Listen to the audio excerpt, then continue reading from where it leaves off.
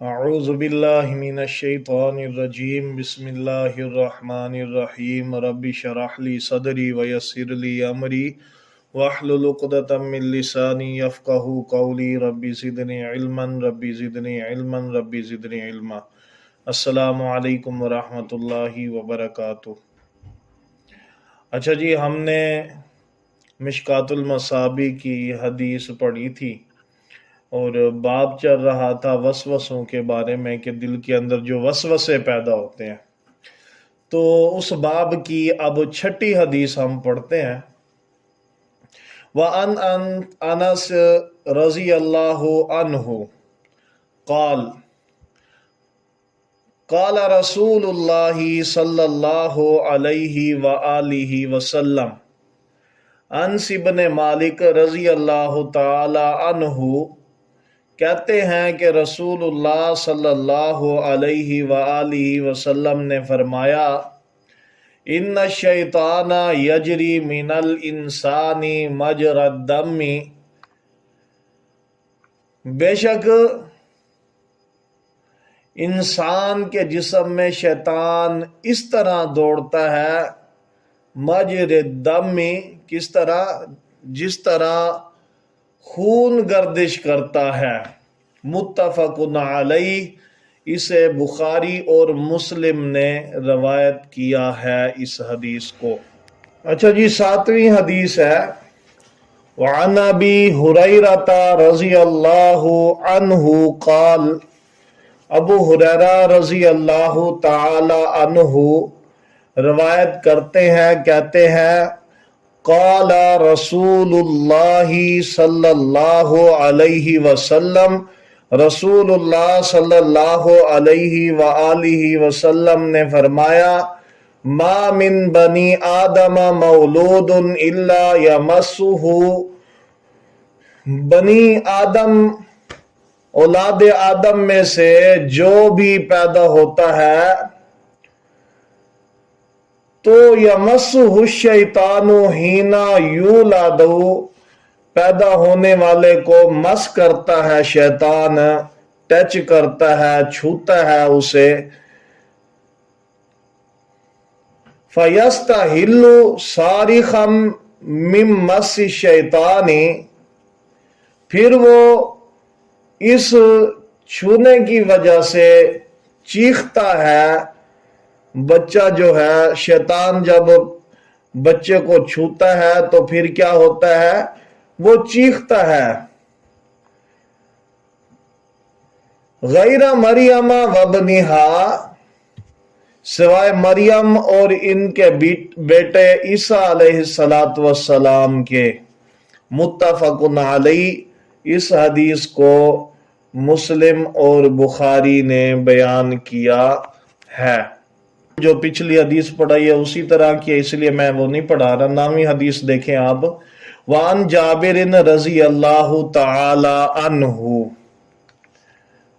جابر رضی اللہ تعالی عنہ قال، کہتے ہیں کہ قال رسول اللہ صلی اللہ علیہ وآلہ وسلم، کہ بے شک رسول اللہ صلی اللہ علیہ وآلہ وسلم نے فرمایا، ان ابلیس یضع عرشہ علی الماء ثم یبعث سرایا، ابلیس اپنا تخت پانی پر رکھتا ہے، پھر وہ لوگوں کو فتنوں میں ڈالنے کے لیے چھوٹے چھوٹے لشکر بھیجتا ہے۔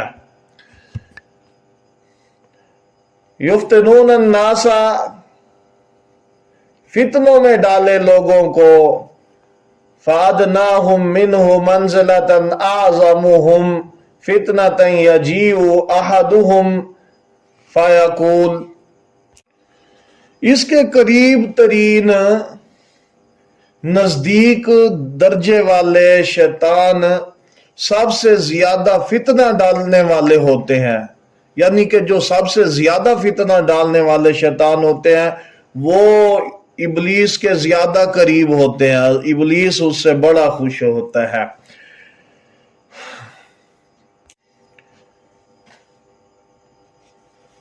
ان میں سے ایک آتا ہے جو سردار ہوتا ہے ان میں سے ایک آتا ہے بڑا شیطان ابلیس کے پاس، فیقول وہ کہتا ہے فعلت کذا و کذا، کہتا ہے کہ میں جو ہے نا یہ کر کے آیا ہوں، یہ کر کے آیا ہوں۔ فیقول ابلیس کہتا ہے ما صنعت شیئا، ابلیس کہتا ہے تو نے کچھ بھی نہیں کیا۔ ثم یجیء احدہم فیقول، پھر ایک شیطان آتا ہے اور فیقول پس وہ کہتا ہے آ کر ما ترکتہ حتی فرقت بینہ و بین امرتہ، وہ آ کے کہتا ہے ابلیس سے میں شوہر اور بیوی کے درمیان لڑائی ڈلوا کے آیا ہوں، ان کے درمیان تفرقہ، ان کے درمیان لڑائی، ان کے درمیان جدائی ڈلوا کے آیا ہوں۔ قالا فیدنیہ منہ، ابلیس اس سے اپنے قریب نزدیک کرتا ہے اور سینے سے لگاتا ہے، ویقول اور اس سے کہتا ہے نعم وانت، جی ہاں تو نے بڑا کام کیا ہے۔ رواہ مسلم، اسے مسلم نے بیان کیا ہے، مسلم شریف میں یہ حدیث آئی ہے۔ اچھا جی، 10ویں حدیث ہے اس باب کی اور اس فصل کی آخری حدیث ہے۔ وَأَنْهُ، اور اسی سے روایت ہے۔ پچھلی حدیث کس سے روایت تھی؟ جابر رضی اللہ تعالی عنہ سے۔ قال، وہ کہتے ہیں قال رسول اللہ صلی اللہ علیہ وآلہ وسلم، رسول اللہ صلی اللہ علیہ وآلہ وسلم نے فرمایا ان الشیطان قد آئیس من ان یعبدوہ المصلون فی جزیرۃ العرب، کہ بے شک شیطان جو ہے وہ نا امید ہو چکا ہے اس بات سے کہ ان یعبدوہ المصلون، نماز ادا کرنے والے فی جزیرۃ العرب، جزیرۃ العرب کے، جزیرۃ العرب کے لوگ جو نماز ادا کرنے والے ہیں ان سے شیطان نا امید ہو چکا ہے، کس بات سے کہ ان یعبدوہ، کہ اس کی عبادت کریں، ولیکن فی التحریش، لیکن البتہ آپس میں جنگ و جدال ممکن ہے، آپس میں لڑائی، بینہم، آپس میں لڑائی ممکن ہے۔ رواہ مسلم، اسے امام مسلم شریف کے اندر اس حدیث کو لے کر آئے ہیں۔ اچھا جی، الحمد انسٹیٹیوٹ کے تمام طلباء کرام توجہ فرمائیں۔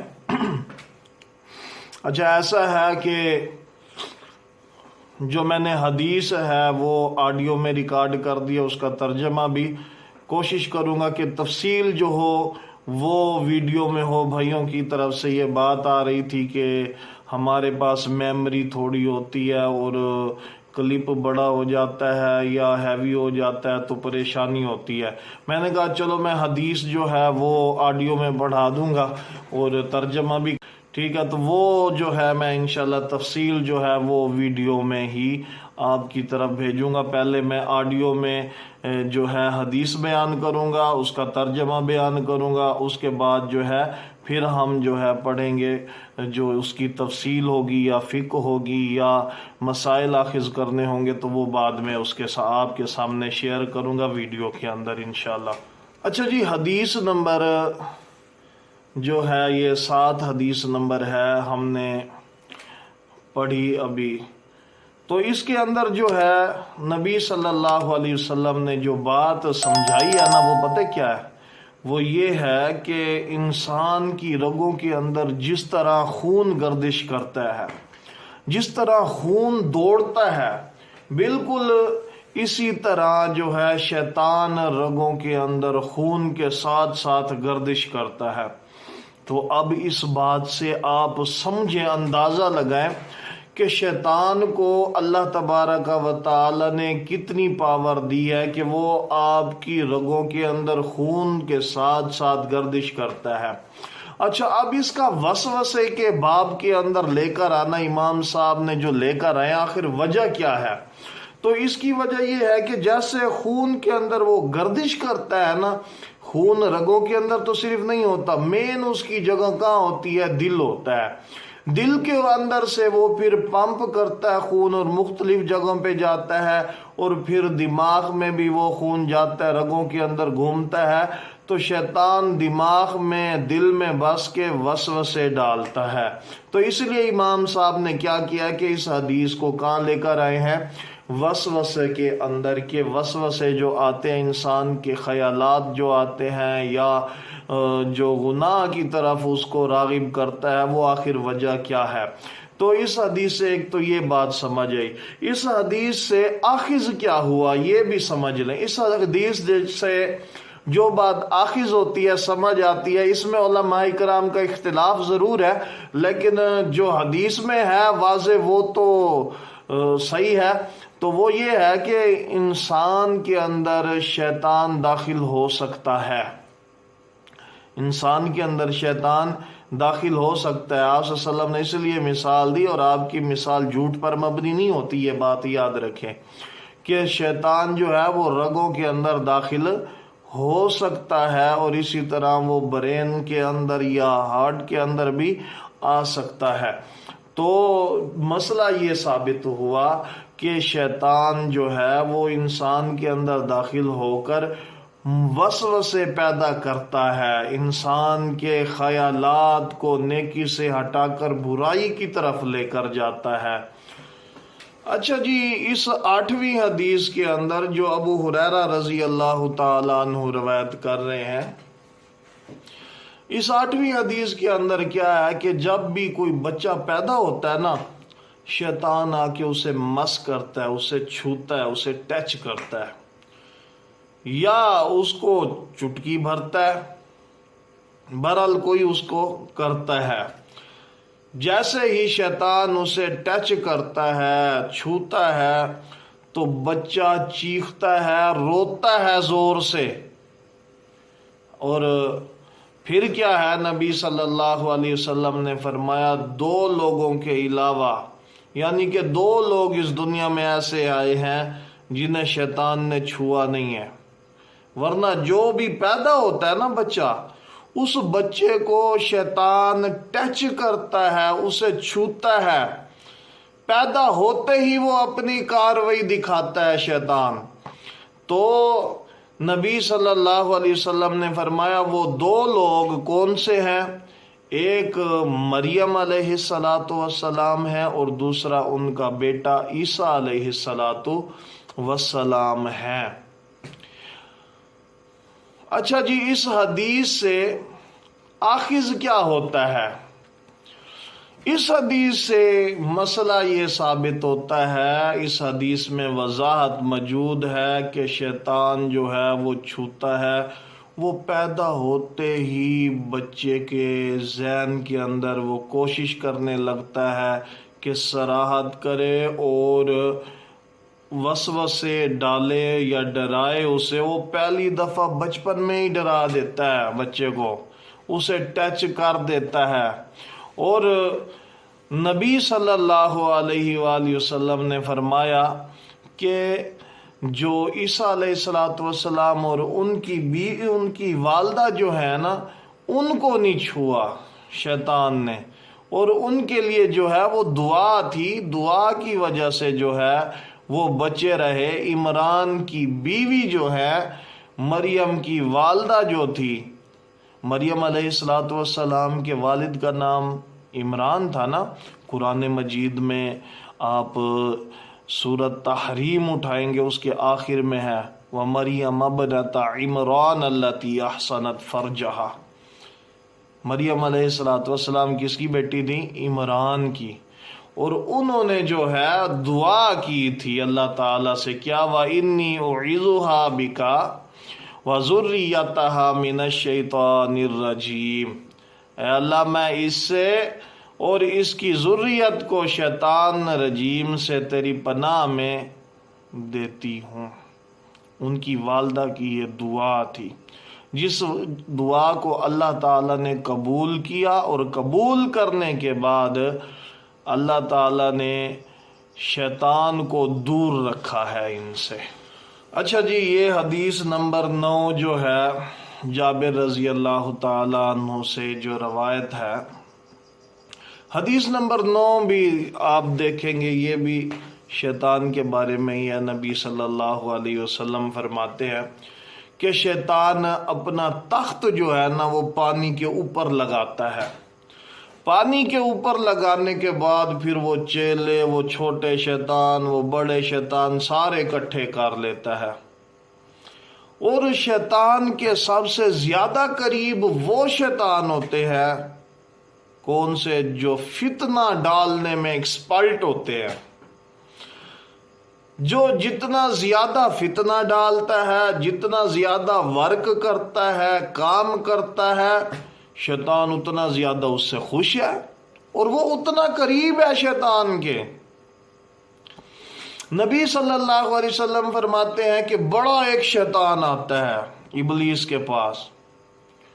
اب بڑا شیطان ہے، ظاہری بات ہے، کوئی بڑا کارنامہ کر کے آیا ہوگا، اور وہ آ کے بتاتا ہے کہ قضا و قضا، وہ کہتا ہے کہ ابلیس سے کہ میں نے فلاں کارنامہ سر انجام دیا، فلاں کارنامہ سر انجام دیا، آج فلاں جگہ پہ یہ ہو گیا، وہ ہو گیا، میں نے یہ کر دیا، وہ کر دیا۔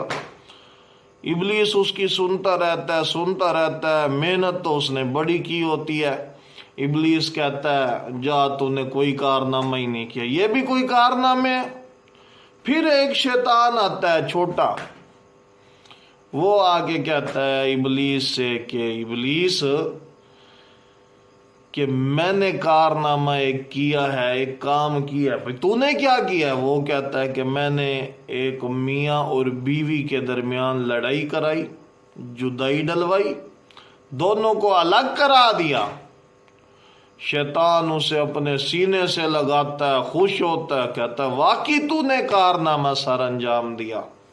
محترم بھائیو، یہ بات یاد رکھیے، اس دنیا کے اندر سب سے عظیم رشتہ داروں میں سے ایک رشتہ وہ میاں بیوی کا ہے۔ حالانکہ اولاد کی ذمہ داری ہے وہ والدین کی بات کو مانے، بیٹی کی ذمہ داری ہے وہ اپنے باپ کی، ماں کی بات کو مانے، فرض ہے اس پہ۔ لیکن جب شور آ جاتا ہے اس کی زندگی کے اندر، پھر سب سے پہلی تابع داری جو ہوتی ہے وہ شور کی ہوتی ہے۔ اللہ، اس کا رسول، دین اسلام کے خلاف اگر شور نہ کہے تو پھر پہلے تابع داری کس کی ہے؟ شور کی ہے۔ اب یہ شور اور بیوی کے درمیان اس نے جدائی کرائی ہے، یہ ایک بہت بڑا کارنامہ کیوں کہا اس نے؟ اس بات کو سمجھیں۔ اس نے اس لیے کہا کہ یہ بہت بڑا کارنامہ ہے، ابلیس نے اسے سینے سے لگایا۔ پتہ کیوں؟ کیونکہ یہ دو لوگ ملتے، یہ مسلمان ہوتے، مسلمانوں کی آبادی بڑھتی، ان میں سے کوئی حافظ قرآن نکلتا، کوئی مومن نکلتا، کوئی دین پھیلانے والا نکلتا، کوئی اسلام دینے والا نکلتا، کوئی دین کا امام بن جاتا، کوئی قرآن کا قاری بن جاتا، کوئی عالم بن جاتا۔ تو اس نے کہا یہ تو بڑا کارنامہ سر انجام دے دیا کہ شروع سے ہی جدائی ڈلوا دی، ختم ہو گئی کہانی، نہ یہ آپس میں ملیں گے نہ مومن پیدا ہوں گے۔ یہ ایک بہت ہی حساس ترین رشتہ ہے، اس بات کو یاد رکھیں۔ جتنا یہ حساس رشتہ ہے اتنا مضبوط رشتہ ہے، اور جتنا مضبوط رشتہ ہے اتنا ہی نرم ترین رشتہ ہے۔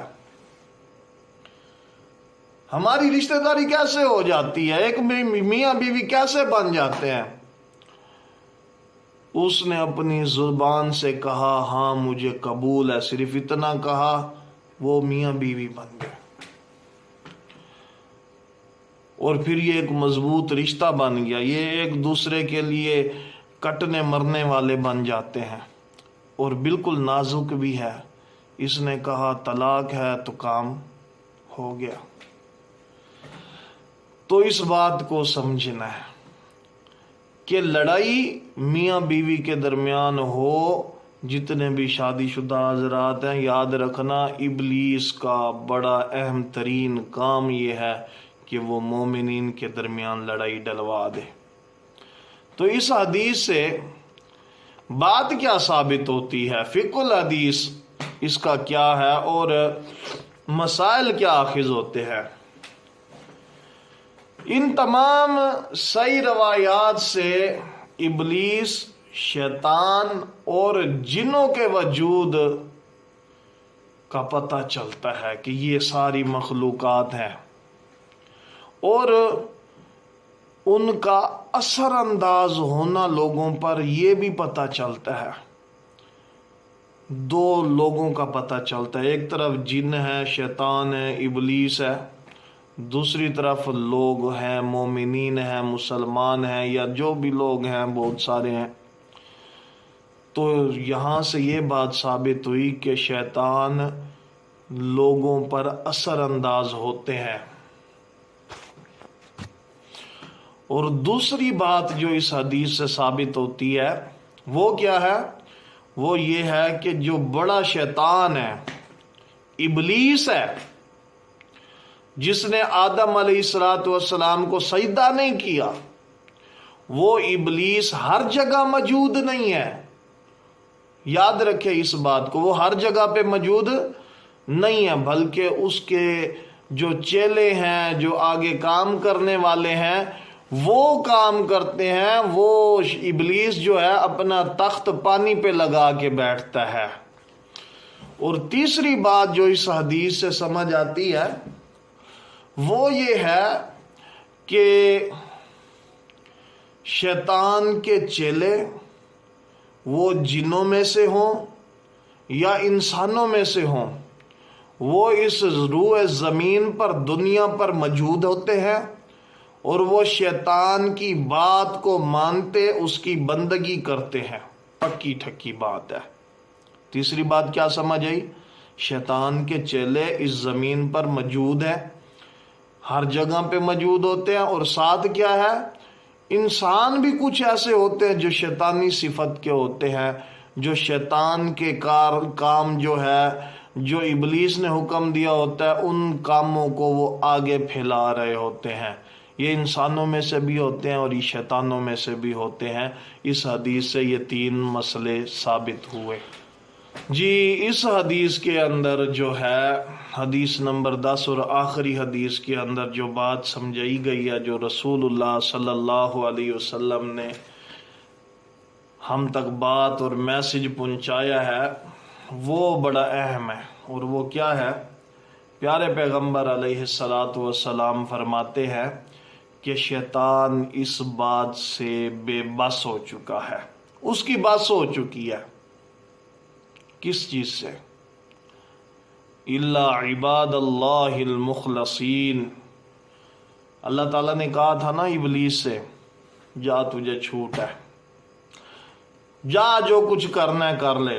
اس نے کہا وَقُلْ بِيَمِينِكَ وَعَنْ شِمَالِكَ، اس نے کہا دائیں سے آؤں گا، بائیں سے آؤں گا، اوپر سے آؤں گا، نیچے سے آؤں گا، آگے سے آؤں گا، پیچھے سے آؤں گا، ہر طرف سے جہاں بھی موقع ملے گا نا وار کروں گا تیرے بندوں پر۔ اللہ تعالیٰ نے کہا تھا جا جو کرنا کر۔ الا عباد اللہ المخلصین، یہ بات یاد رکھنا کہ میرا جو مخلص بندہ ہوگا، نہیں بھائی جان، اپنے آپ کو اللہ کے لیے اخلاص والا بناؤ، خالص بناؤ، اپنی عبادات اللہ والی کرو، اللہ کے لیے خالص کرو۔ اللہ تعالیٰ نے فرمایا جا، قال فاخرج منها فإنك رجیم وإن عليك لعنتي إلى يوم الدین، قیامت تک کے لیے لعنتی ہے، مردود، دفع ہو ادھر سے۔ اس نے کہا اللہ پھر اگر یہ بات ہے تو مہلت تو دے نا، مہلت تو نے مجھے دے دی، تیرے بندوں کو نہیں چھوڑوں گا۔ اللہ نے کہا الا عباد اللہ المخلصین، میرے جو بندے ہیں نا مخلص بندے، جا تو ان پر تیرا وار ہی نہیں چل سکتا، تو چلائے گا وہ گناہ کریں گے، ایک دفعہ پوری زندگی کرتے رہیں وہ گناہ کریں گے۔ انسان ہے، فطرت ہے انسان کی، انسان گناہ کرے گا، لیکن الا عباد اللہ المخلصین، دل کے اندر سینے کے اندر جو چیز موجود ہوگی نا اس کی، وہ عقیدہ توحید ہوگا، وہ اللہ کی ربوبیت کو ماننے والا ہوگا، الوہیت کو ماننے والا ہوگا، اسم و صفات کو ماننے والا ہوگا، اللہ کی خالص عبادت کرنے والا ہوگا۔ وہ آئے گا میرے در پہ سجدہ کرے گا، کہے گا اللہ گناہ ہو گیا مجھ سے، معاف کر دے، میں اپنے بندے کو معاف کر دوں گا، تیری پوری زندگی کی محنت اس کے ایک آنسو سے ختم کر دوں گا، وہ میرا بندہ ہوگا۔ الا عباد اللہ المخلصین، تیری بات کو مانے گا نہیں، تیرے کہنے پہ چلے گا نہیں، خطا ہو سکتی ہے، اس سے خطا کر گیا چھوڑ دوں گا، پھر بھی اسے وہ معافی مانگے گا۔ تو یہاں پہ کیا ہے؟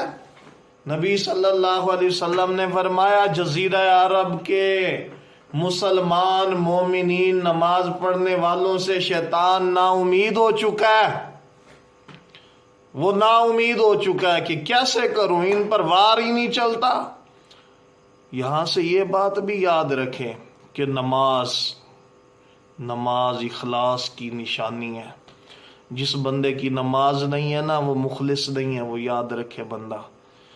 شیطان اس بندے سے بے بس ہو چکا ہے جو نمازی ہے۔ نبی صلی اللہ علیہ وسلم فرماتے ہیں نمازی ہے جو بندہ، اس سے شیطان بے بس ہو چکا ہے۔ اس نے کہا اچھا اب یہ تو ہو نہیں سکتا، نبی صلی اللہ علیہ وسلم نے فرمایا اس کا آخری حربہ پتہ ہے کیا ہے؟ اس نے ایک دوسرے سے تمہیں لڑوا دینا ہے، بھڑوا دینا ہے، قتل و غارت کروا دینی ہے، یہ اس کا آخری حربہ ہوگا۔ اچھا جی، مسئلہ آخذ کیا ہوتا ہے اس حدیث سے، اور فقہ الحدیث کیا ہوگی؟ لکھیں گے آپ کہ جزیرہ عرب کے نمازی کون تھے اس وقت؟ صحابہ کرام تھے۔ صحابہ کرام رضوان اللہ علیہم اجمعین بحمد اللہ تعالی ایمان لانے کے بعد شرک نہیں کرتے تھے۔ ان کے لیے شیطان بے بس ہو گیا، اس نے بڑے زور لگایا، اس نے کہا شرک کروا لوں، پر شرک نہیں کروا سکا۔ صحابہ کرام شرک نہیں کرتے تھے۔ کسی صحابی سے بھی اسلام لانے کے بعد شرک کرنا ثابت نہیں ہے۔ دوسری بات لکھیں گے کہ آپ صلی اللہ علیہ وسلم کی اس حدیث سے اس بات کی طرف اشارہ ہے کہ شیطان ایمان تو ضائع نہیں کر سکا، لیکن وہ آپس میں لڑوا دے گا۔ تو آپ دیکھیں گے کہ جنگ جمل ہوئی، جنگ صفین ہوئی، یا مسلمانوں کی جو لڑائیاں ہوئی، تو شیطان شرک تو نہیں کروا سکا، لیکن اس نے آپس میں لڑوا دیا ہے مسلمانوں کو۔ تیسری بات لکھیں گے آپ اس حدیث سے کہ اگر کوئی بندہ یہ کہتا ہے کہ اس کا مطلب ہے کہ بحیرہ عرب جو ہے، جزیرہ عرب جو ہے، یہاں پر اب قیامت تک شرک نہیں ہوگا، تو یہ غلط بات ہے، کیونکہ قیامت تک کی بات نہیں، صحابہ کرام کی بات ہے کہ صحابہ کرام شرک نہیں کریں گے، تو شرک ہوگا۔ کیوں؟ کیونکہ نبی صلی اللہ علیہ وآلہ وسلم نے فرمایا، صحیح مسلم اور صحیح بخاری کی حدیث ہے، پیارے پیغمبر علیہ الصلوۃ والسلام نے فرمایا قیامت اس وقت تک قائم نہیں ہوگی جب تک قبیلہ دوس کی عورتیں مٹک مٹک کر جسم مٹکاتی ہوئی جائیں گی نہیں، اور کدھر نہیں جائیں گی؟ ذوالخلاصہ قبیلہ دوس کے بت اور طاغوت کا نام تھا، تو وہاں کا طواف جب تک نہیں کر لیں گی، یعنی کہ وہاں کا ایک قبیلہ ہے قبیلہ دوس، تو وہاں کی عورتوں کے بارے میں نبی صلی اللہ علیہ وسلم نے فرمایا کہ قیامت اس وقت تک قائم نہیں ہوگی جب تک وہ مٹکتی ہوئی ان بتوں کا طواف نہیں کر لیں گی۔ تو اس حدیث سے، یہ بخاری اور مسلم کی حدیث ہے، یہ بات بھی ثابت ہو گئی تو کہ وہ صرف صحابہ کے لیے بات تھی کہ شیطان ان سے نا امید ہو چکا تھا، اس کے بعد شرک ہے اور لوگوں میں شرک ہوگا، اور قیامت قائم ہی نہیں ہوگی جب تک لوگوں کے اندر شرک نہ ہو۔